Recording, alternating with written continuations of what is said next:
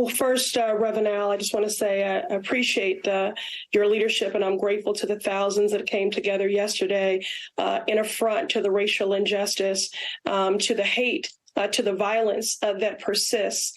You are exactly right. This is about continuation and not commemoration. And I do want to express my condolences to the Laguerre family, the Carr family, and the Gallen family. Certainly, there has been an emboldened white supremacy, anti-Black rhetoric, which has resulted in anti-Black violence and loss of life. And it's why we must continue to be vigilant and unrelenting in our efforts and call out those that are complicit or active participants in trafficking this hate. It is a matter of life and death. Now, we just spoke a little bit about Republican demonization of Democratic lawmakers of color.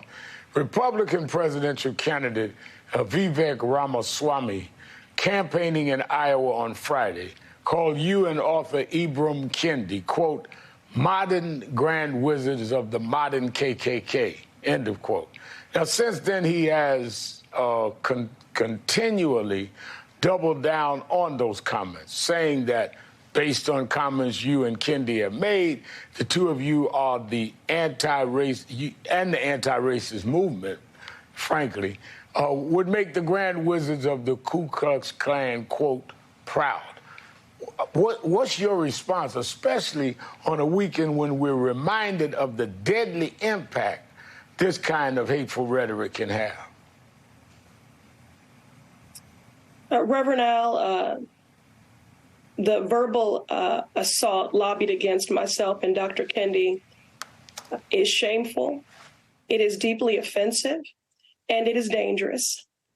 It is not that long ago that we were besieged by images of white supremacists carrying tiki torches in Charlottesville. It was not that long ago that a white supremacist mob seized the Capitol, waving Confederate flags and erecting nooses on the west lawn of the Capitol.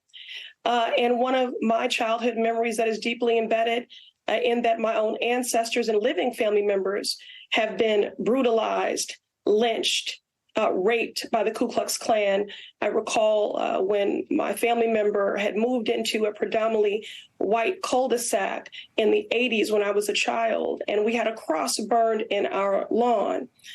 So for me, as deeply shameful and offensive and dangerous as his words are, he is not occupying any real estate in my mind. I remain squarely focused on the work of undoing the centuries of harm that has precisely been done to Black Americans and charting a path of true restorative justice and racial justice forward.